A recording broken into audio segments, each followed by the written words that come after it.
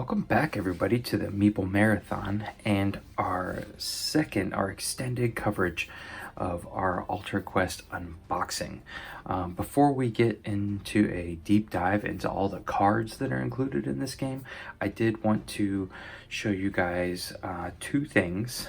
And the first one is the storage solution that I've come up with and how easy it is to store the game, especially if you have the Ruins of Arkenspire expansion, which at this point I know a lot of you do. A lot of you who backed the Kickstarter went ahead and grabbed this one. And if you noticed two things, one is that I've heard people say that this is a very token heavy game. Well, there's really not that many tokens in the actual, in all these boxes. Only the base game had 4 boards of tokens in it. And so really when it came down to it, there was only like 10 or 12 piles of tokens that I had to organize. And the second thing is when I unboxed the Ruins of Arkenspire box here, I realized that there's a lot of empty space underneath it. So what I have done here, if I can get this off, and so for right now, I'm perfectly fine with keeping the plastic inserts and all that stuff. I threw the encounter boards into the main box. They still fit on top here if you really wanted to have them there, but all I did was fill up my standard 12 slot storage box that I get from Michael's for $3. It held all the tokens, and I basically just have it sitting underneath the box here, because there's so much empty space everywhere under here except for right where the cards are. So if you have the Ruins of Arkenspire expansion here, you already have this box, you're planning on keeping this insert to hold all the miniatures. These boxes aren't that deep. My thing, you can see, sits right here. So it sits inside the card well. It could also sit like that. This area is the only spot that goes the full depth of the box. And then, once you have it here, it's pretty straightforward. Everything has its own compartment. My 1s and 5s damage are separated. My 1s and 5s coins are together. But that's really because there's just so many single damage ones that filled up this whole well, and I didn't have room for 5s. Focus, all your other tokens. These are the action tokens here that I have just kind of lined up, along with the stare token, which does fit in one of these slots. And then underneath here, I have my ally tokens and my trap tokens. I will probably never use these because I have the miniatures from the stretch goal, so I may actually take these out and throw them in a baggie and stick them off somewhere so that they don't even take up that much space. But that is all the tokens in the entire game right there for you, easily pulled out from underneath the Ruins of Arkenspire plastic insert, and everything's right there for you to pull out, play with. Super easy setup. So when you see me doing my playthrough, you'll see that sitting off to the side. The other thing, let's just throw this lid back on here and get this box out of the way, is that my Kickstarter pledge actually was delivered in 2 separate boxes, the second of which being the Playmats. So these are the Playmats, and I actually cannot really tell much of a difference in just looking at them, except there's not that the Playmats are more matte, muted. They're not they don't have like a shiny sheen to them. But this is the Playmat. The Playmats got delivered today. They were in 2 separate boxes, and it was like a split shipment. But I did want to just kind of show off the Playmats for you guys. This one is very nice, and the other one I think is nice in its own right too. We'll look at that one in a second. But honestly, I mean, if you could get your hands on this through Blacklist Games web store once the Kickstarter deliveries have happened, this makes for an awesome just D&D map in general. It's the standard 1-inch squares.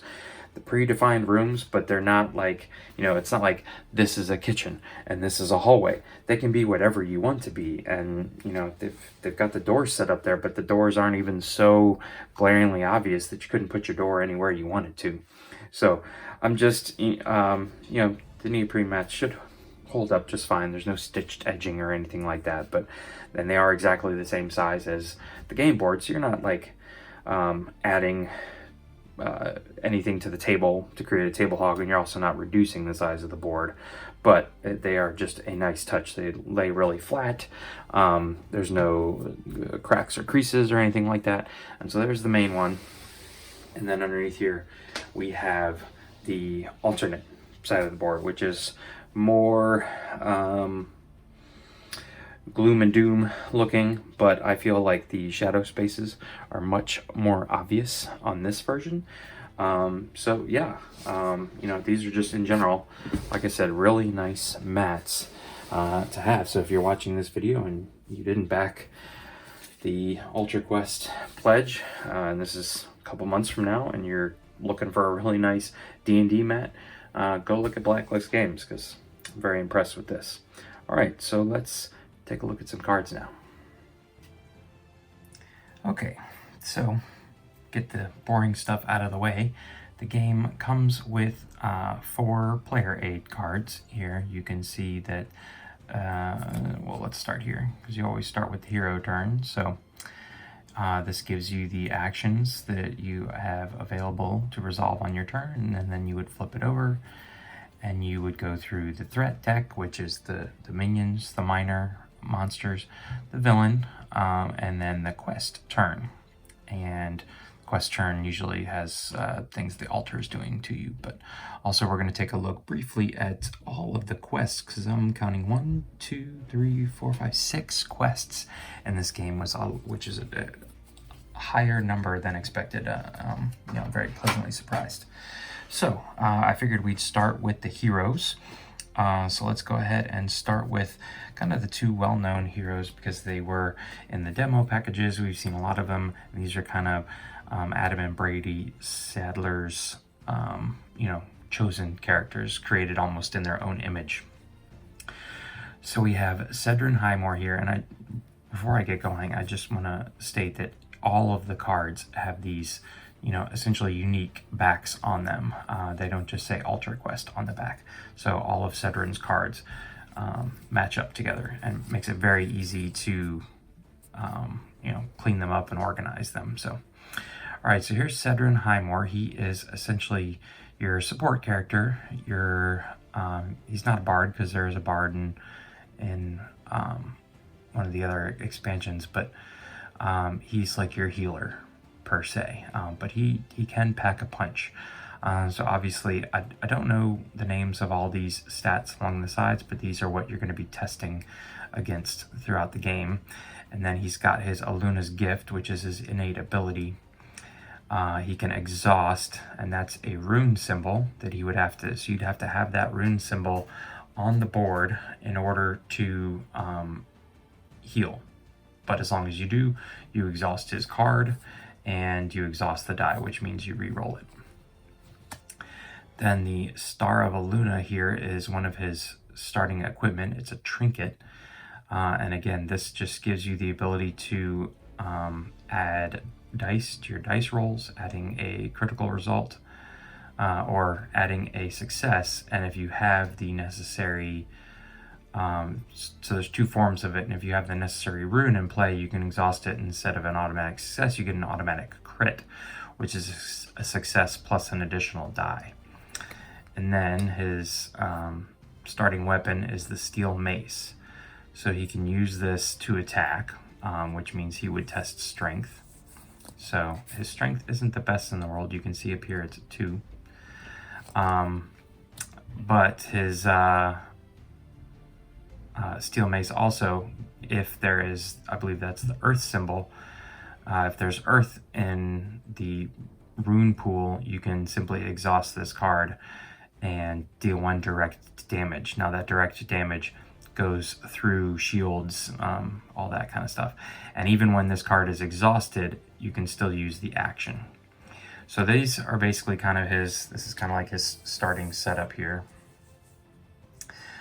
He'll basically get to start with these cards. So the rest of these cards are ones that you'll be drawing into your hand and then playing as actions, playing as reactions, things like that. So here we have Eluna's Wrath. This is an action. It's a prayer action, which is a keyword that is specific to Cedrin, but will come back into play. So this is like an attack action. And then, heroes gain 1 focus. Again, you can deal 1 damage to an enemy, and this you don't even have to exhaust this card as long as there is fire in the rune pool. Alright, so you have Guiding Light. This is another action card, so essentially you use this card 1 time, you play it, and then you're done with it. So this is a search action that you can take. Let's see, you may roll up to 2 altar dice and choose a hero to move up to 2 spaces. Change 1 other altar die to a result of your choice, which is nice.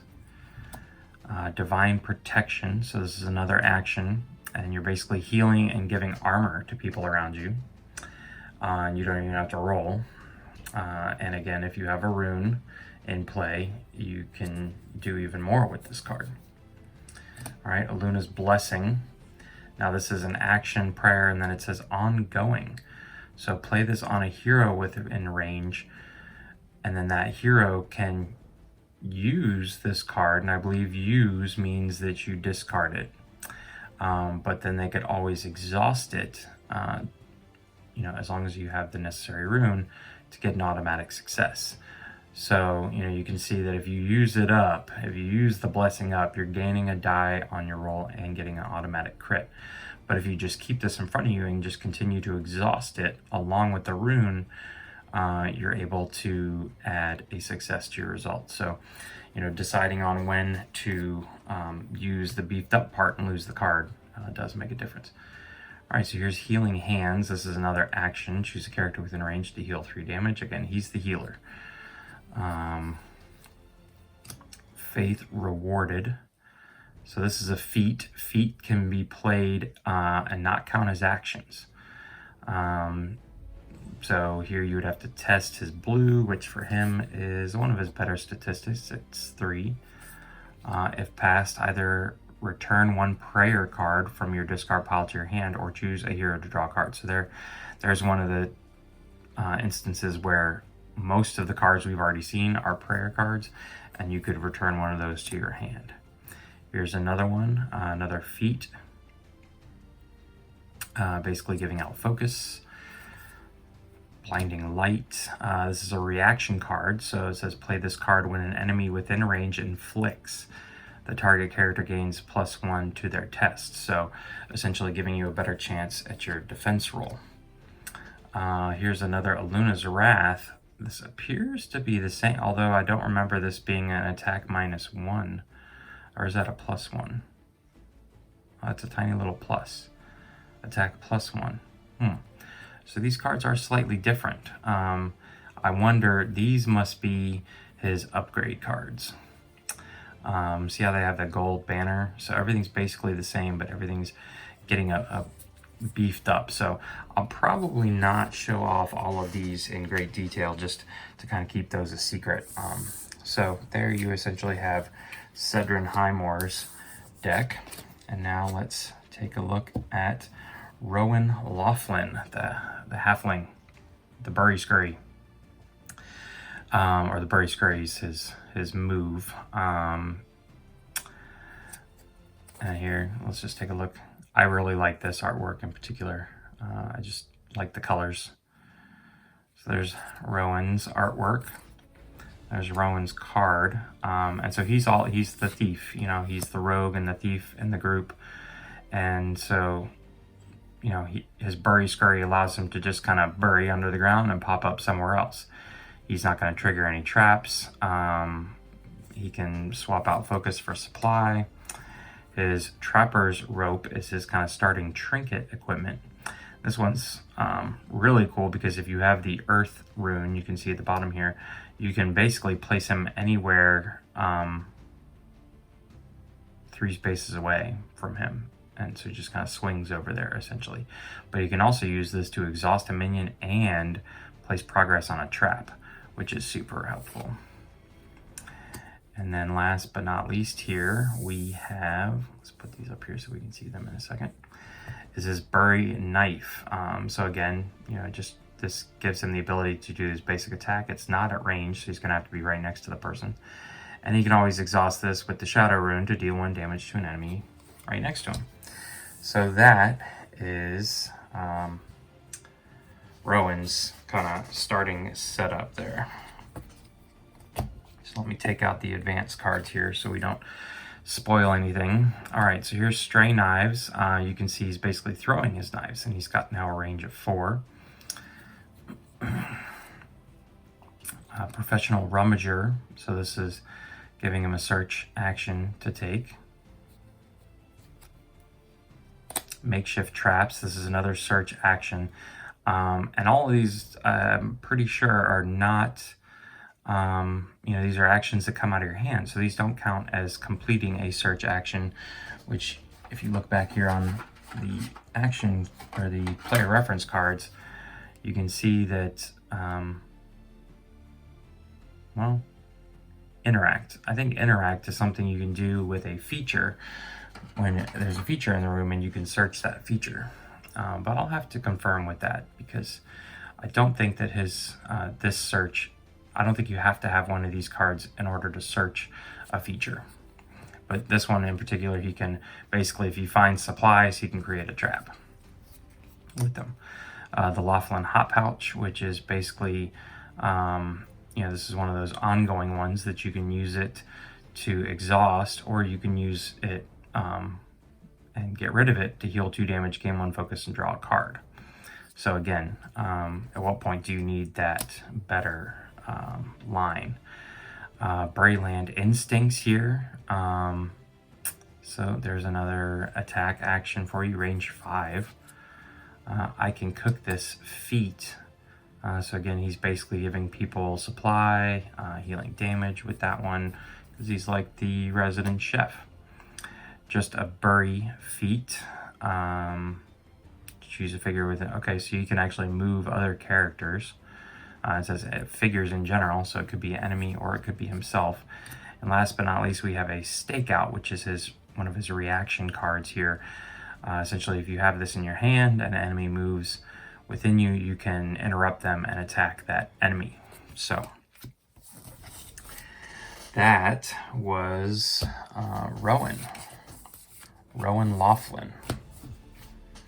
All right, so next let's look at Coella. I'm honestly not sure what kind of race Coella is supposed to be. She's like a half bird, half person. She kind of reminds me of one of the rogues in Thunderstone Quest, one of the very first cards in Chapter 1 that you can unlock, the Hawkswood or something like that.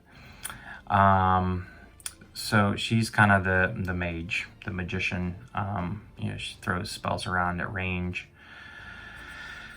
So there's Coella. Here's Coella's card art. See, not nearly as good as Rowan's in my opinion. All right, so she's going to start with Runic Scrolls. Basically, she can alter the altar dice. So she can re-roll them, or if she's got the right rune, she can actually just change one. So she's probably good paired up with other people. But then she's also got her Harpy Talons, which she attacks with. So not at range, but she can also use them to move 2 spaces. I guess she like sprouts wings or something. So there is Coella's kind of starting setup. All right, and let's see what she's got here. So Wind Chill attack, and also she can exhaust a minion within range. This is 5 though, so this is at range. So it seems like everybody has a pretty good mix of up close and at range attacks. So this is a spell. Move each figure in your room up to 2 spaces each.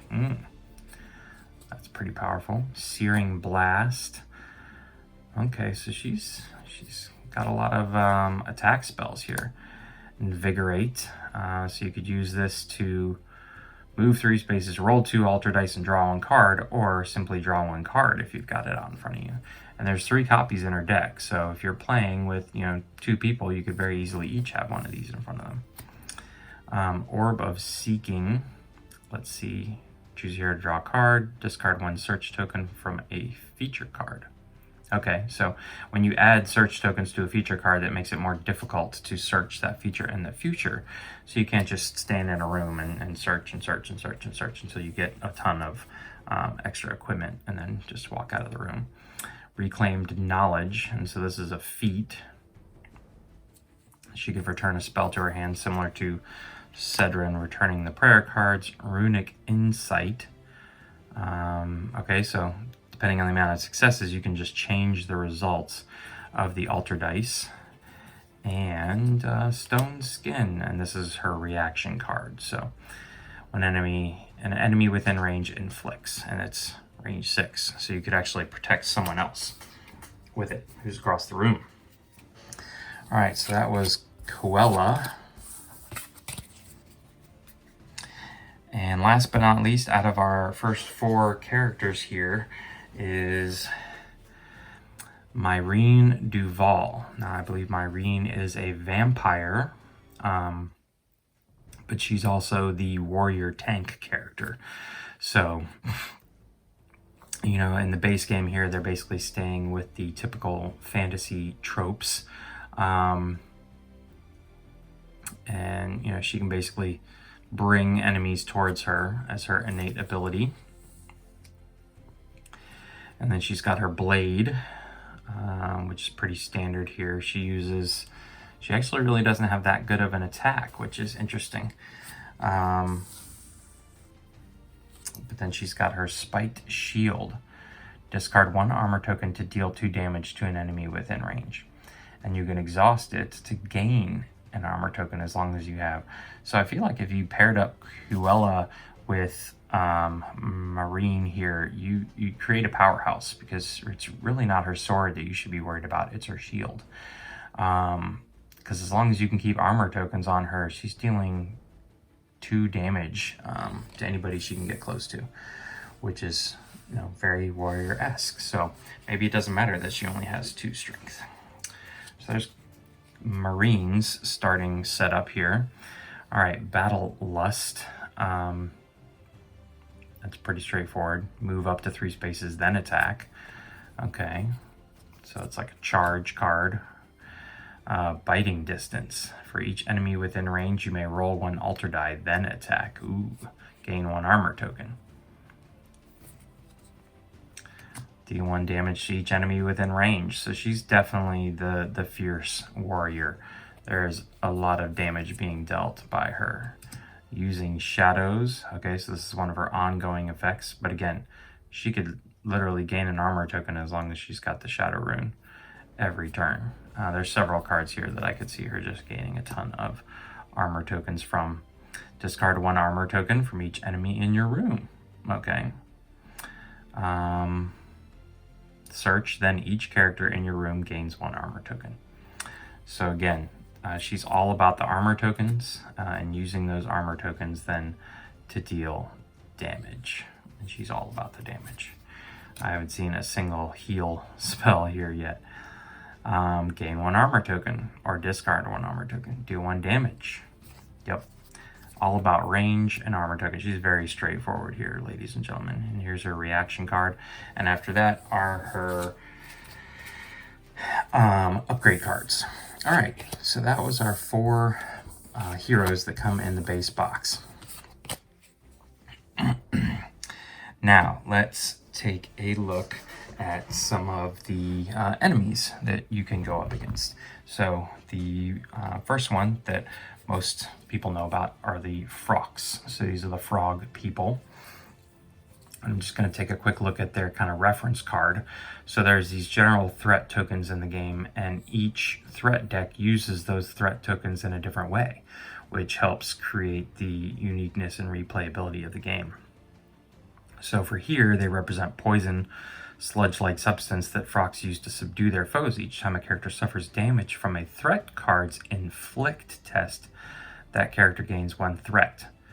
Each time a character with threat tokens would heal damage, they instead discard 1 threat. So you're essentially poisoning them, and when you go to heal, it makes it harder to heal. So that's their whole kind of skit.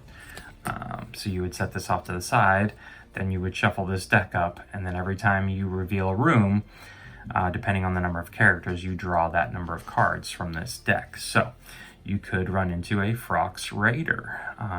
You can see here he's got 1 armor, 6 health. He's got to be right next to you, so you have basically no range, and he's got a movement of 5. Inflict, and this, I'm going to cover this in my how to play video, but there are 2 terms in the game that can be a little confusing. There's inflict and resist. And so inflict is very similar to the hero's attack stat, except inflict is more like they are trying to inflict damage on you, and so you would roll to defend, and you can also you get to use your successes from your roll, but you also get to use your armor, your innate armor, and any armor tokens you have to reduce that. Then there's resist, and resist is more like not direct damage, but other influences in the game, I guess you could say, and so you don't get to use armor against resist, but you will see both of those keywords come into play.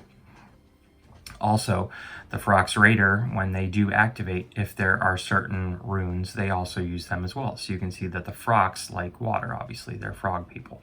So you actually, if you have the ability to reroll certain dice, you would want to reroll a water one. So there's several Frox Raiders in the group here. Then you've got your Frox Muckslinger. These guys are essentially your range. You know, they've got a range of 5. And again, they're using water runes to damage you. Then you've got your Bogmancer. This is like the Witch Doctor, you know, the Frog Witch Doctor. So like if they're using a water rune, they're inflicting 4, targeting each character. So that's, you know, they are much more powerful than the other 2. Then you have your traps, which may pop up. So you may enter a room and it may not be 2 enemies, it may be an enemy and a trap. So their trap is muck stakes. And again, in the standard game, you would just have a little token to put down, but we actually have actual muck's stakes. So if you get within range of these, looks like 1, it will inflict 4, but you can interact tasks. So you'd have to test, green. So for Coella here, for example, that's 2. For Rowan, Rowan, who's our trap master, that's 3. And I believe all of the successes that you gain from your roll, you put progress on the muck stakes, and then you can get rid of it. And if this happens to be still in your threat area when your turn ends, then you would look down here to the activate section. And then last but not least, you have this event that could pop up as well. So put this in your threat area, discard 1 focus to discard this card. But if it's still there, you have to test 3, and it's just doing certain stuff. So a little bit different than just standard enemies, but again, it just is going to sit in your threat area. So that's the Frox, and the Frox does have a boss that makes sense to pair up with him, but remember, I could play Frox with Gert, and that would be perfectly acceptable. This is the modular deck system that the Sadler brothers are working with here. So, all right, so you've got Bulks, the Belch Lord. So he's obviously a giant frog person. But what you're going to see at the beginning is this kind of scheme card and almost like a setup card. And this one stays put in front of you. So you're always dealing with this activate action and this ability down here that activates on if there's a water rune in play. Then you have this deck of cards here, which will get shuffled up, has Bulks' image on the back, and you'll draw one of these cards at during the villain phase. And so these are going to be various negative events that are going to come about, like this one. Each minion gains 2 armor, concealing flatulence, tongue from the dark, acid reflux. So these are all the infamous Croak of Bulks as an event. So these are all just kind of negative things that you're going to have to deal with whenever this deck runs out. So 1, 2, 3, 4, 5, 6, 7, 8, 9. So on the 10th turn, and there might be some instances where you would draw an extra villain card, but essentially you have 10 turns before Bulks comes out. I'm not sure if all villains are going to have a 10 card deck, but when you go to draw a villain card and there's none there, is when you take this card and you flip it over. And so now Bulks is on the board, you place his figure on the board, and he is in a situation where you can defeat him. So there's Bulks. And next up we have, in the core box, Raglanders. So these are the pig people. So let's see how they use threat tokens. Representing the unpleasant stench Raglanders give off, which increases in potency as they become enraged. Before a minion with threat tokens would activate, each character in its room must resist the smell, basically. So that's how they use threat tokens. And you've got some of their minions here. Ragok Cannibal. So I guess he's a meat eater. He's a pagan, he's a meat eater. He's your basic brute troll-like character. Then you've got the Brooder here. Okay. I would consider her a troll-like character too. And again, you can see that they each are using earth in this instance instead of water. But they all use runes too. So runes go both ways. It's not just the heroes that use runes. And this is the Raglan Burner. So this is the guy with the knives. Or at least I thought they were knives. But I guess it's instead of... Oh no, she's got the knives. That's what it was. She's got the knives and the weapons. He's got the dynamite and the bomb in his hand, yeah. So he's the one who's can damage you from range, throw stuff at you. And then their trap is actually a feeding trough, which, if left sitting on the board, actually will attract more minions and gain those threat tokens. And last but not least, their event is the Curious Odor. So again, you can see that once you kind of understand how the system works, the modular deck system works, it's going to be very easy to swap out, you know, various threat decks, villain decks, so on and so forth. So going along with the Raglanders is Gert here. She's the main Miss Piggy in this group. And so obviously she would start with this card up here, and then you're going to be drawing things like War Squeal and Spreading Stench, Weight of Leadership. Some of these cards are just funny. Trail of Refuse and a Pungent Aura. It's like making her cry. And last but not least, Thunderous Stomp. So again, you could play with Gert and the Frocks if you want to, or you can always keep Gert with the Raglanders if you feel like that has a better thematic element to it. All right, so the last threat group that we have in the base game are the Thralls. So these are the people who, what's the phrase I was looking at? Hunt in the night. You know, they worship the Luna goddess. So how do they use threat tokens? Blood the Thralls feed upon. Each time a character with a threat token suffers damage from a minion, that character discards 1 threat token for each damage suffered. For each threat token discarded, the minion heals 1 damage. Okay, so they can heal themselves. So you've got the Gargoyles, which are pretty cool miniatures and minions. And they're using Shadow. In all of their instances, they're looking for Shadow runes. All right, here's the male minion. I was not a fan of the Twilight series, so I would have called out one of these people's names, but I couldn't tell you what any of those characters' names are. All right, Feral Mother. She looks nasty. Quite scary.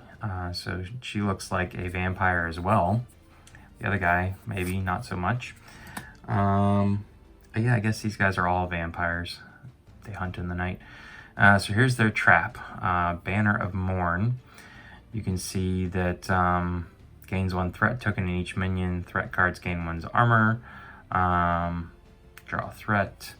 So that's their trap. And then last but not least, we have Endless Thirst. So again, the Thralls are basically the vampires. So again, you know, it'd probably be interesting to send Myrin Duvall up against the Thralls and see how things work out. And along with the Thralls comes Winora Morn, the lady with the baby, which is just kind of creepy that she's going to be running around the board holding on to a baby the whole time. So here's her, you know, scheme that you have to deal with every turn. And then, oh man, that's creepy. Sanguine Tantrum, man. What else do we got here? Royal Tasters. It's an event. Call for Caregivers. I'm not spending too much time on these because these people may consider these more spoilerish than the others. Crawling Terror, that's another creepy one. A Mother's Request and Dinner Preparations. Yeah. So there you go. That was all of the kind of threat and villain cards in the game. So we've got a few things left. Let's look at a few of the kind of just smaller decks here. One is the Lurker Deck. So there may be instances where you're asked to draw a Lurker card, and this could be just about anybody in the game. And I believe like the Stretch Goal Box and Ruins of Arkenspire can probably add to these. And if you backed the Fantasy Series 1 miniature set or even just went in for $1, you could gain an additional set of Lurkers. I think it might even be like, I can't remember how many it is, but so you could be playing with the Thralls and you could draw this, and a Frox Raider could pop in. Just a single one is going to pop in and deal you damage. So all of these should match up with what we've already seen. And I believe the cards are exactly the same, but this Lurker deck just gives you the ability to, it's just going to mix things up for you. Like I said, you could be perfectly happy dealing with the pigs and the spy comes in. Or the traitor. The thief. And the fanatic. So again, these are just people who could just pop in, kind of make your life miserable from out of the blue. There's some scenarios where you may never see anyone from the Lurker deck. On the opposite side, you have allies that you could also tag along with. And I know that if you wanted to make the game easier right off the bat, you could give yourself an ally. And so these are a little different. Just for example, if you look at, this is Cedrin's ally card. And this is Cedrin's main card here. So there is some difference, although their skills, his skills up here are the same, but his health is halved. He doesn't quite have the same amount of range. And he's got this, you know, exhaust and a slightly different rune ability. But for right now, there is just an ally card for each of the main characters. So say you were playing a 2-player game, wanted a little bit of extra help, you could actually take the entire party. You would just draw an ally card for whoever was missing. All right. Next, we have the feature cards. So this is one of the more fun aspects of the game. This is what definitely harkens back to Hero Quest, is when you walk into a room, you're going to put a piece of furniture in the room. So you would shuffle this up and draw a feature to add to the room. At the bottom third of the deck is always going to be this altar found card. So that ensures that you're not going to find the altar on your very first turn. You're going to have to work for it a little bit, but this is what brings in the altar and advances the scheme. So you're always going to put that one in. But then the rest of them are things like the bookshelf. And so here you can interact with the bookshelf and do a search action. And this is just going to gain you supply, but the more you search at the bookshelf, the harder it will be for the next person or any search after that. The locked chest. alchemy desk, the weapon rack. You know, so like for this one, for each supply you gain during your search, you can deal 1 damage to an enemy in the room because it's a weapon rack. You can basically find a knife to throw at them. Mystical mirror, the blessed fountain, and the fungal patch. So these are all the features that come in the core game, the base game, but again, we saw that the features are almost doubled with the stretch goal content. All right, so then you also have your equipment cards and your search cards. So your search cards, like we noted, if you search at a feature, you get to draw a search card, and any additional successes after that, you gain supply tokens, which just are general use tokens. So these are the kind of one-off things that you might draw when you search, and it would be very helpful. For example, a healing potion. Potion of Fortitude. So this is going to help you improve your whatever symbol that is test. Potion of Agility. So basically each one of these is focusing on a certain test. These are probably the names of those skills. So you probably have Fortitude and Agility, and Willpower, Charisma, Intellect, and that's it. So there's all the names of the skills. Ancient Scroll. All right, so this allows you to change the altar dice. So they're pretty straightforward. You know, nothing too over the top here. Quick Root. The art's really nice though. Ooh, Poxoid Bladder. Consumable. I don't want to consume that. Choose an enemy within range. So it's basically like a Molotov cocktail almost. Blinding Powder. Discarded Pack.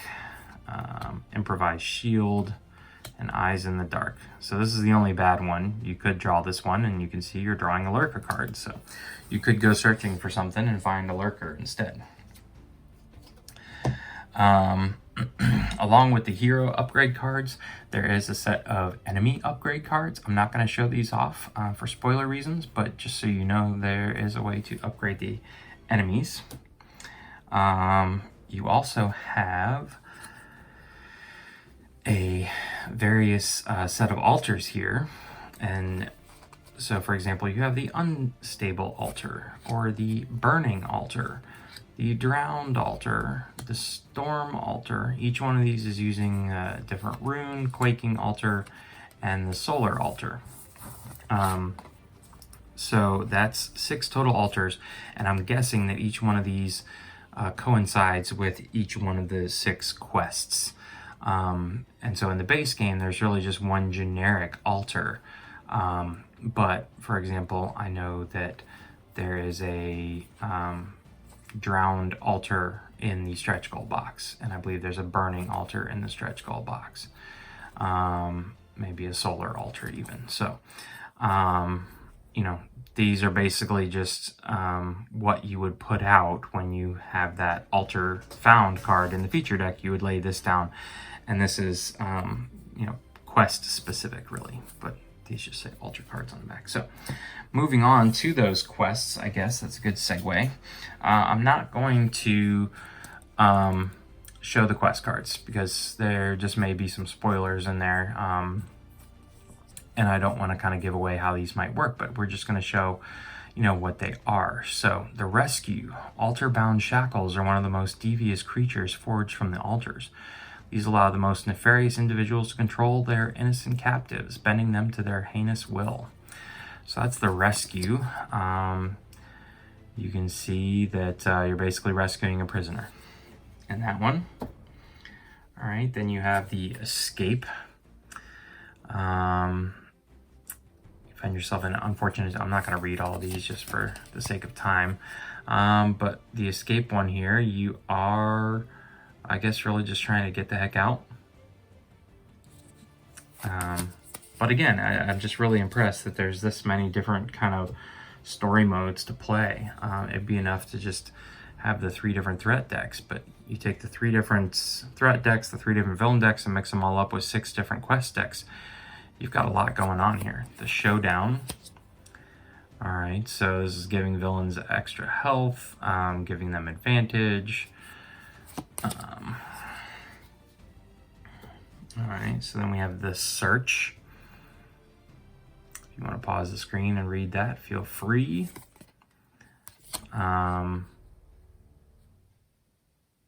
So the search, you're trying to earn clues on clue cards, things like that.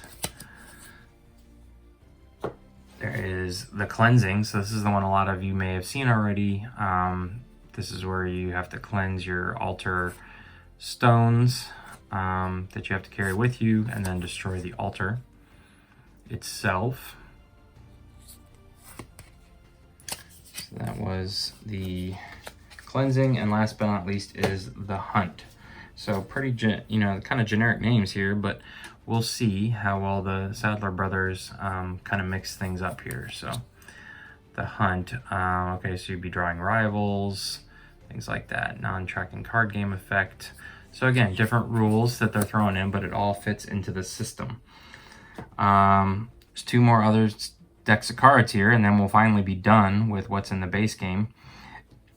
There are these equipment cards, and I'm honestly not sure what these are used for, because these are things like weapons and armor, more armor, shields, equipment, offhand, horn of courage, trinkets, the sash.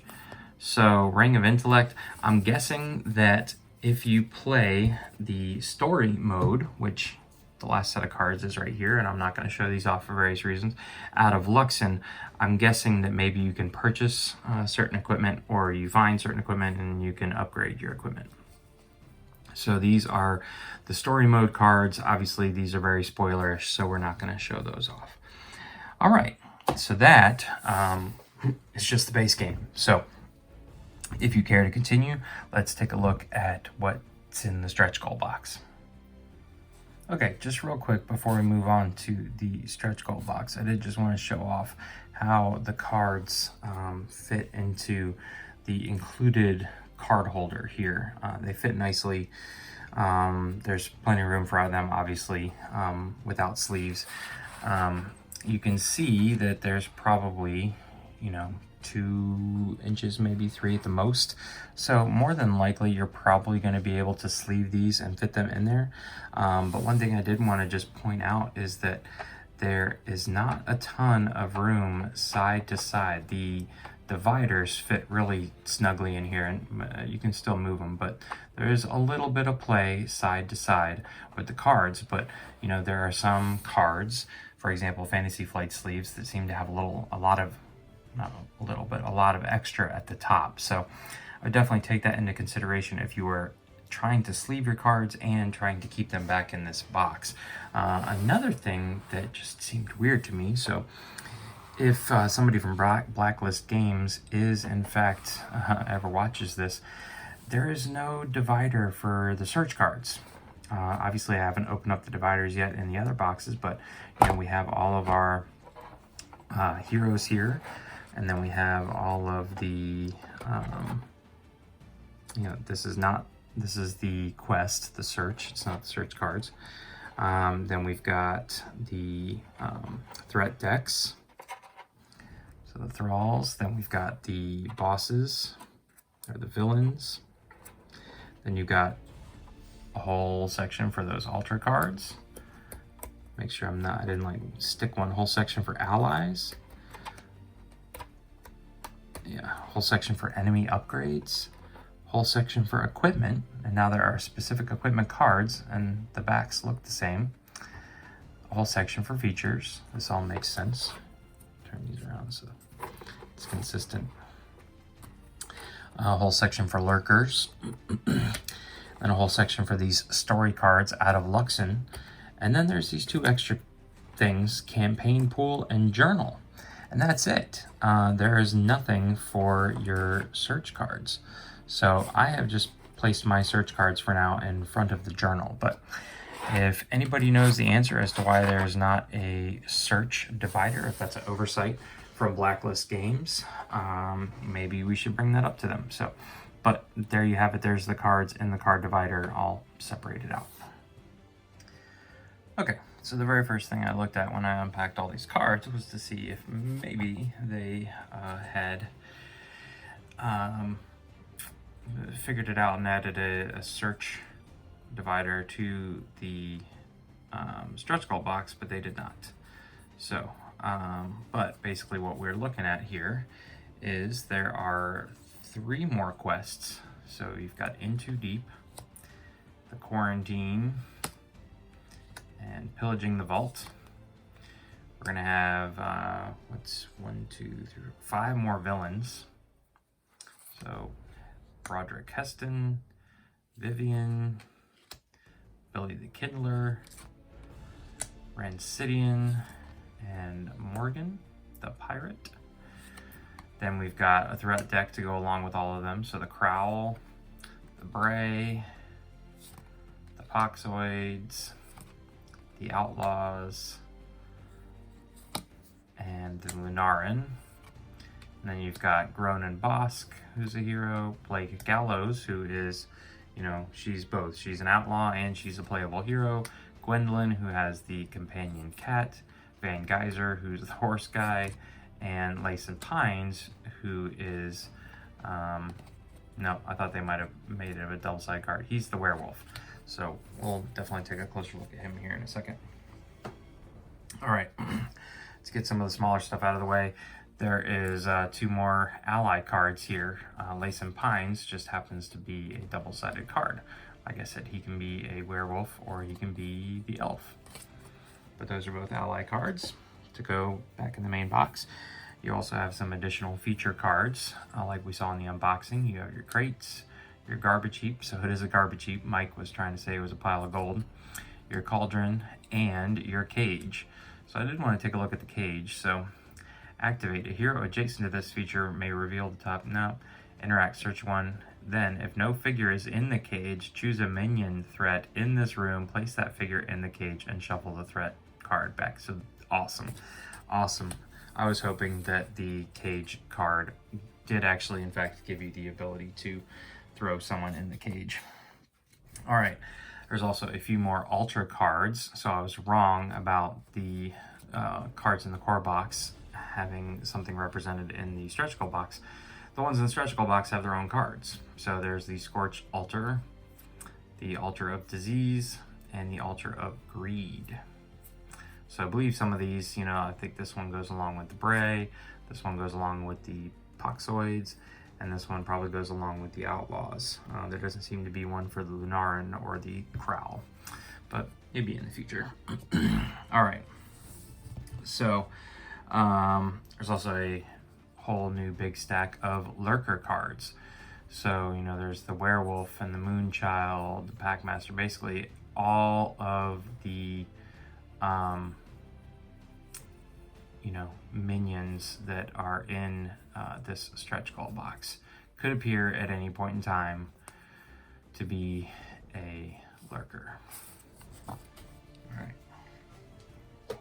So let's take a look first at I'll kind of mix this up a little bit. So in the right off the bat, they announced that Isaac Childress, the designer of Gloomhaven, had helped design kind of a series of decks, scenarios, and quests to go along. So Lacen Pines here is the elf / werewolf, and he comes with his own reference card because you're actually going to be flip-flopping him back and forth between his elf mode and his werewolf mode. So he's the only one who has some double-sided cards here. But you can see that he can exhaust to gain 1 focus, flip this card. So he can calm himself down, and he can enrage himself, Beckoning of Loon. Also, when he's in elf mode, you can see equipment, weapon, elf. He's got the ranger bow, but when he's in werewolf mode, he's got the wolf claws. So whenever you would flip that main card, you would also flip your weapon card, as well as the Crescent of Loon. This is trinket when he's an elf, and when he's a werewolf, it is the Crescent of Loon, but it's glowing. So again, really cool that he can flip back and forth. We'll definitely have to play with him on camera at some point. So let's see what else. Those are his basically starting cards. Let's see what else he's got here. Hunter's Reach, I'm gonna probably go through these a little bit more quickly, just so this video isn't end up being like a 2-hour long video. Loss of Scent. So again, action elf, action elf. So we'll keep track here. Spot Weakness is a reaction elf. So he almost becomes like a hand management character here, because you want to make sure that you have either a good mix or you're not going to want to switch. And a feat elf. Well, then we've got action werewolf, harrowing howl, action ongoing werewolf, on the scent. Again, if you really want to take a closer look at these cards, feel free to pause the video. Just for the sake of time, I'm kind of going through them at a little faster pace here. Tearing Fangs, reaction. And then that's all. All the rest of them are his upgrade cards.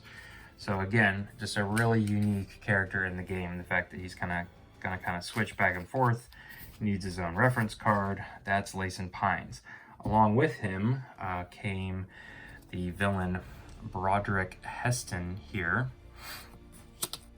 So you can see that Broderick is, going to be throwing out wolves and things like that. Gaze of Loon, so he might be messing with you, turning you into a werewolf. I believe Broderick can turn himself into a werewolf as well, but I don't think we have a miniature for him.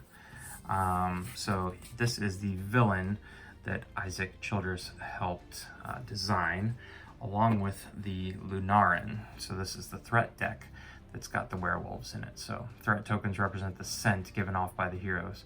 Each time a hero would gain a 4th threat token, they discard all threat tokens and draw 1 threat card. So, obviously they're hunting you down. There's the Lunarin art, which is amazing. So you have your werewolves, obviously. 6 movement, 8 health, not a lot of armor. Then you've got your Moon Child here. She's got the range, she's got the potions, can put threat on you. Then you have this creepy guy, the Pack Master. I'm not even really sure what he does. Is he like the shepherd of the werewolves or something? This is easily the creepiest card in the game. Sacrifice the Loon Trap. Activate each hero gains 1 threat token, then each hero in this room must resist. See, in this instance, resist makes sense because this thing is not damaging you, but it's definitely going to mess with you in some way, shape, or form. Very creepy. And then the event, Call of Loon. Basically, gain threat tokens, activate werewolves. All right, so that was the Lunarin. Next, let's take a look at Blake Gallows as a hero. So here's Blake Gallows as a playable hero. Hired Power is her special ability. Here's her card art. Again, people were so enamored with her as a minion as part of the threat deck that they insisted that she be made into a hero. And so Ultra Quest took that to heart and turned her into a hero, which is cool, as part of a stretch goal. So Shrewd Bargainer is a weapon. So she can attack with her sword, but also, I guess, convince people to do her bidding with her sword. And a Crooked Dirk. So she's got 2 abilities to attack. She basically has 2 weapons. So there's her kind of starting setup there. What else do we have for her? Charge by the hour. Okay, gaining supplies. What else do we have? Recoup costs. Resolve its paid effect. Okay, so she's got all these paid effects on her cards because she's a mercenary. You may play this card. Choose a hero to move up to 3 spaces. So again, just a really unique mechanic that's, at least for now, appears to be unique to her. Paid. While resolving your next test this turn, gain +2 to any one of your attributes. So that's cool. We'll have to figure out. There is money in the game, so maybe this Blake Gallows looks very different than this Blake Gallows. She looks very intimidating. This one looks much more like she's out on a date with Cedrin there. So, okay, Blood Money. See right there, she just looks like a badass. this other one, she looks cute. So use, paid, exhaust, there's a lot going on that card. And Eye on the Prize, feat. Yep, oh no, one more. Loyalty fees, feat. Choose a hero to play one card. Oh, no, I'm sorry, one more. Greed pays, reaction. Gain any number of supplies from cards you control. So again, if that's a mechanic that looks interesting to you, you can play with the Mercenary and deal with the paid mechanic. So in conjunction with Blake Gallows, you also have the kind of threat and villain deck that came along with her. So this is Morgan. She's the pirate who's in charge of the outlaws. 10 health per player, which is pretty beastly. Here's her card art here. You can see it looks like she's on a pirate ship. And I'm not really that familiar. I guess she's got some cosmic abilities though. She's not just a straight pirate because she's got a glowing hand. But she is the Pirate Queen, Unpaid Debt, and Numast's Legacy. So again, that was Morgan, who is the villain, or boss, as some of you might say, for the Outlaws. So there's Blake. Blake, when you're not paying her right, she's going to become a threat. So threat tokens represent the Outlaws' cunning ability to prevent a hero card draw. Each time a hero with one or more threat tokens would draw a card, that hero must move one threat token from their hero card to a minion threat card instead. So, again, just a change in the mechanics. Same system, slightly different mechanics. The Highwayman, all right, he's the archer with the range. Then we've got the Cut Purse. So this is very similar to Rowan Laughlin. She's like a halfling, but she's like the pickpocket. So probably sneak up on you and steal your cards. And then of course we have the Mercenary, who when given a hero's name, her name was Blake Gallows. The Steel Maul, the basic trap essentially, is their go-to trap. And Lawlessness, each hero gains one threat token, each minion threat card gains one defense token. So pretty straightforward. This is one of the first threat decks to be unlocked as part of the stretch goals, so I'm sure the Sadler brothers were just kind of stretching their legs with that one. That one seems pretty straightforward for the most part. All right, where do we want to go now? Let's go with people with hooves. All right, so this is Van Geyser. Van Geyser is a bounty hunter. He was unlocked as part of a stretch goal here. There's just card art. He's the only kind of humanoid-ish. He's a humanoid, but he's certainly not a human by any stretch of the means as far as playable heroes are. So he's got his Dawn's Edge weapon and his Duskfall weapon. So he's also a double-bladed character. He's a bounty hunter similar to the Mercenary, Blake Gallows. So let's see what he can do. Well-equipped. So he's got these bounty actions, I'm guessing. Yep, he's got bounty cards similar to Cedrin's prayer cards. Marked Prey. Persistent Tracker. Again, that's a bounty keyword on that card. Blake's in the background, that's interesting.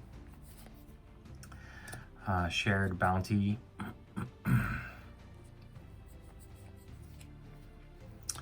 Road Warden. That's kind of some cool art. Just flashing some teeth there. I've heard some people say, well, he's just a human with a mask on to be scary. But I don't think so. I think he's a horseman. Elder Grit. And Discerning the Prey is his feat card. Is that the last one? Nope. Stern Clairvoyance. Okay, so he can also help you with traps. All right, so that was his last one. That is Van Geyser, another playable hero with, again, a unique mechanic, the bounty. All right, so let's move on to Billy the Kindler, who shares some attributes with Van Geyser. They both have hoofs and horse-like, I guess. All right, so Billy the Kindler is a villain, I believe. Yes. So Billy the Kindler here is where you would utilize that orange fluorescent miniature that we saw in the unboxing. I'm not really sure how he comes out because I'm pretty sure there was a miniature for just Billy the Kindler as well. But you can see here most of his cards actually involve that ridiculous flame. So we'll have to check that out in a little bit more. But Billy, again, pairs up nicely with the Bray. So you can see the Bray are all about fire and flame. Let's see what their threat tokens do. Represent the raging fire that the Bray leave in their wake. Once during their turn, a hero may discard one focus to test. For each success, the hero may discard one threat token from that room's feature card. Okay, so they're actually messing with the features. All right, so here's the Bray Servant. This is the little itsy bitsy teeny tiny guy that we saw yesterday in the unboxing. And the Bray Moltenite, he's the one with that big, huge axe that appears to be on fire. And the Bray Flame Shaper, so she's probably like a minor Billy the Kid, you know, trying to do the same stuff, but not as good. The Fire Spray Trap, so basically just a huge spout of flame. And Raging Fire's Event. So again, that was the Bray that pair up nicely with Billy the Kindler. All right, who do we want to jump to now? Let's look at Ronan Bosk. So he is like a dwarf tank character, melee character. There's his artwork. He gets to start with a chipped axe. I wonder if there's a hero upgrade card somewhere for him for a unchipped axe. And a shield. So the last couple guys we've seen have like dual swords. This guy has the standard axe and shield to gain armor tokens with. So there's his starting setup. Let's see what he's all about.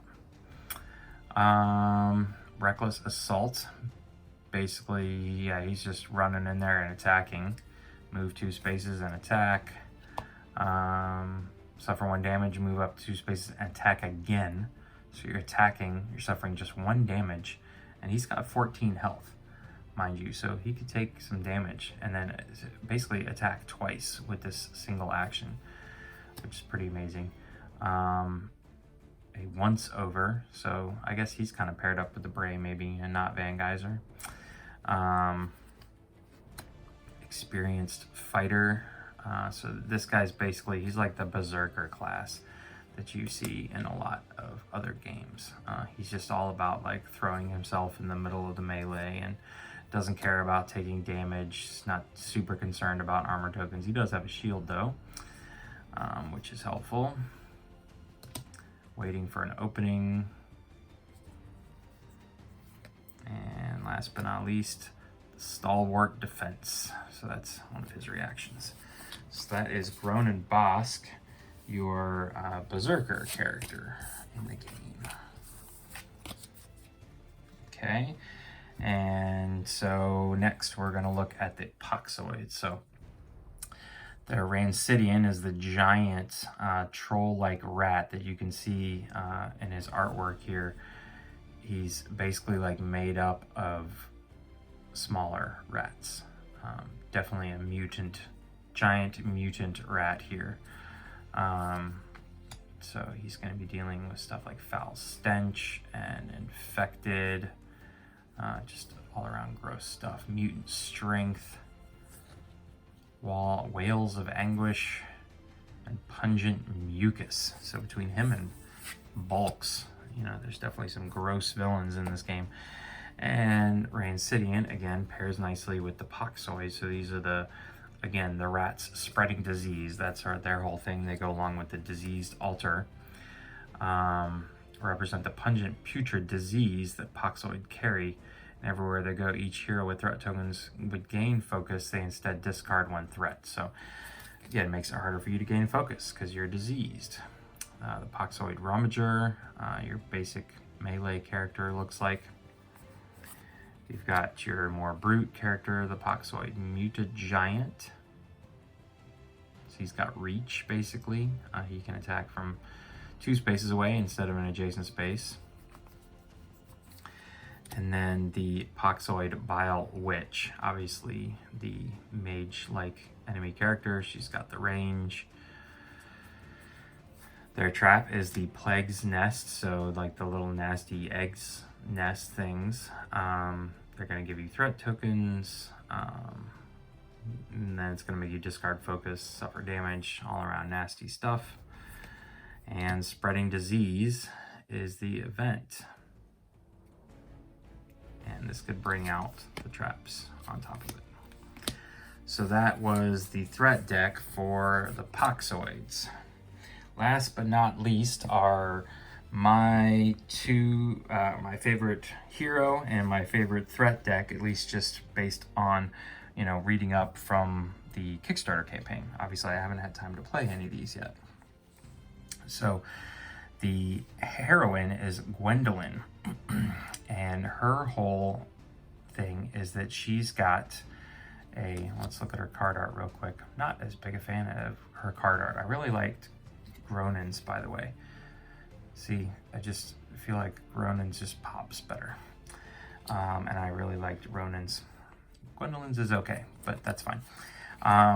So she's got this oaken staff, which is her weapon, but then she's got Loxley. She always starts with Loxley, and Loxley's almost, or is considered an ally card. I wonder if, no, okay, I guess you can't shuffle this into the ally deck and have other people play with Loxley, but Loxley, you can see, has her own set of stats. Is like this mythical cat for anybody who is familiar with the Drow legend, the D&D books, Druids Duarden and Guinevere, his cat.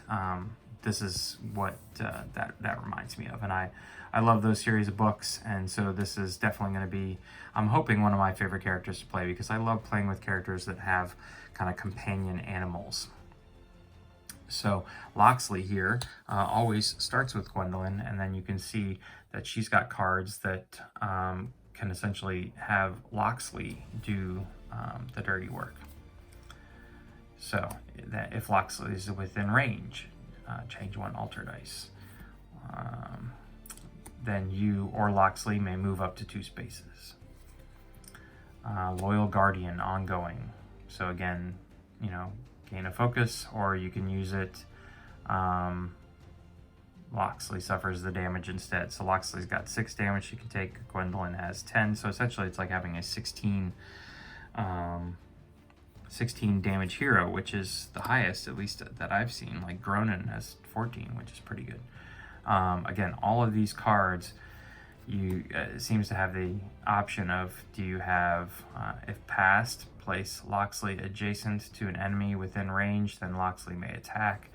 It's all about your interactions with your companion animals. So really cool, in my opinion, and hopefully this will be a really cool, fun, unique deck to play with. So that is Gwyndolin and Loxley. I feel like you can't just say just Gwyndolin, you got to say them both.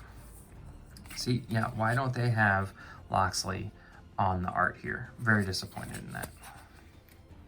Okay, and last but not least is, in my opinion, one of the cooler threats. This was the last kind of villain and threat deck to be unlocked. So you've got Vivian here, who is a kind of a bird-like, raven-like character. And here's her artwork. She's got that fantastical spirit coming out of her hand in her miniature. So she's all about darkness and despair, obscuring mist. These guys are definitely like the rogue threats. They hide in the shadows, pop out, hit you from range, sapped strength. So they're just kind of cursing you and messing with you. And that's, again, Vivian. And she pairs up nicely with the Crowl. So these guys just seem like, very Assassin's Creed meets Edgar Allan Poe, I guess. I'm not really sure. But these minions just really speak to me for some reason. Threat tokens represent the Thrall's ability to blend into the shadows. Each time a minion threat spawns, it gains 3 threat tokens. For each threat token a minion threat has, it adds 1 to its defense value. So essentially they're using the shadows as armor tokens almost. So the Thrall Assassin, see, these guys just have the best names too.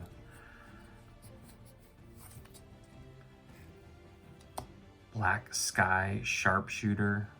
Oh yeah. Oh yeah. I want to make these guys a playable character. That'd be really cool. Shadow Bender. Like, that's by far the coolest ranged character in the game.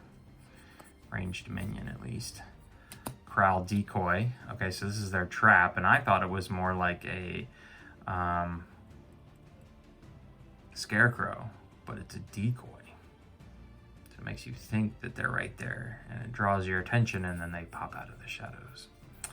And last but not least is From the Shadows. All right, so that was all of the cards in the stretch goal box. So we have just one small set of cards to go, and that's the Ruins of Arkenspire cards. So bear with me. I know this video has been long, but we've almost made it through. Okay, home stretch here. These are all the cards found in the Ruins of Arkenspire expansion. So first thing, they have 4 new player aid cards. Really, it appears the only difference is this encounter turn here at the bottom as opposed to the quest turn. They appear to be almost the same on top, but you know, might be some slight differences. And then there are several decks here that I'm not going to take a very close look at. One of which is this Ruins of Arkenspire deck here. So I'm assuming there is some spoilers in here. I am not quite sure how this plays into the campaign, but we're just going to set that off to the side. Then there is a quest deck into the Arkanspire, and this sets up exactly, you know, it's got a setup card and then a reference card. This appears to be just like the quest decks in the other one, so I'm not sure if this is part of the campaign or if you just if it's just a new quest you can play on the full map. Then you have several decks similar to the quest decks, but not nearly as many cards. One for each side of the encounter board. So this is the Arkan Hold. This is like the dungeon where everybody was dead. And again, I'm not going to show these because I don't want to spoil anything, but you can see that each one comes with a setup card and then a kind of reference card specific for that area. So that's the Arkan Hold there. Then we have Grave Disturbances here. So this has got some zombies floating around.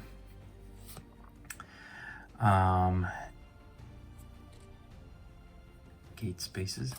Let's see, what else do we have here? Then we have one for In Trouble. Again, some more zombies or skeleton people here, but that's the one that we saw it was in the inn. And Camp Ambush. So this is the one where it appears to be like a campsite. So again, I'm not gonna dig into those just for spoiler reasons. Next, we have 2 feature cards, and this was very interesting because I was only expecting 1, but there is actually 2. The first one being the Coffin. If you watched the unboxing video, you saw that. Seems like a feature, pretty standard. Okay, so we've got our feature card. I'm going to set that off to the side. The other one might surprise you. It's Cedrin's Chosen. I don't know if this is a person or a statue or what, but I remember pointing out in the box that this was the only character in the game, and I actually pulled out the miniature for you, the only character in the game that did not have a circular base.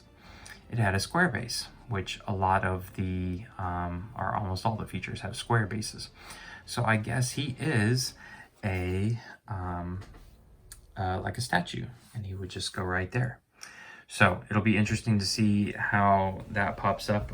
I'll have to read into there's a small instruction manual for Ruins of Arkenspire, and hopefully it tells us, you know, how can you mix that in with anyone, or do you only use it in the Ruins of Arkenspire campaign? Anyways, there is a few new Lurker cards that we'll see all these minions here in a second. So Lurker cards to add to the deck. And then we have our villain that came in the Ruins of Arkenspire expansion. So the Thane of Nathander. And here is his artwork. That's pretty cool. He's got that oversized hand. And again, he has your basic villain cards here. Whisper of Distrust. So again, remember that's Myrin, and that appears to be Coella. So these are two main hero characters. I'm about to duel it out. Hands of Dread. There's one of the ghosts. And I guess that's Cedrin. This feels like different artwork. This card does not really fit with, it's a cool picture, but it just doesn't really fit with the rest of the artwork, in my opinion. All right, and last but not least, we have the Profaned threat deck. So this, of course, let's see how they deal with threat tokens here. Once during their turn, a hero may test X, where X equals the number of enemies in the room. For each success, discard one threat token from a character. Represent the fear of coming face to face with the Profaned. Increases difficulty of each inflicted test by 1 for each threat token on the character. So you've got the Profaned Shambler, the kind of skeleton military fella. Then you've got the Wretch. Yeah, this guy's he was one of the creepier looking miniatures. Kind of like Gollum on steroids, I believe we called him. And then the Witch, not the Witch, I'm sorry, the Ghost, the Revenant. So these were the translucent blue miniatures. And then the Haunting Effigy, so I guess they use the same trap as the Lunarian. And then Growing Dread is the event.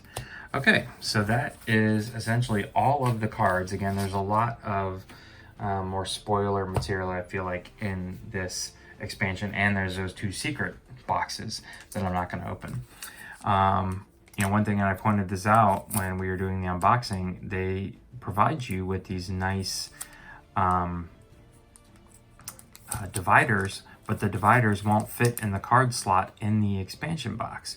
So I either, I guess, have to squeeze these in to the main box card deck, or not use these. So we'll see what I want to do. I'm not quite sure, but they do give you dividers in case you want to do that. So I've left them in this plastic for now. All right, so that was it, ladies and gentlemen. That is essentially all the cards in the core box, the stretch goal box, and the Ruins of Arkenspire box. If you have made it this far, thank you very much. It means a lot to me that you guys would even sit through all of that, because it takes a lot of work to put these videos together, and especially one this long. So if you made it this far, thank you very much for sticking through this entire video. If you enjoyed this video, please consider giving it a thumbs up. And if you'd like to see more content in the future, please consider subscribing to the channel. It's very helpful. Otherwise, once again, thank you very much for watching. Thank you very much for making this far. Have a great night.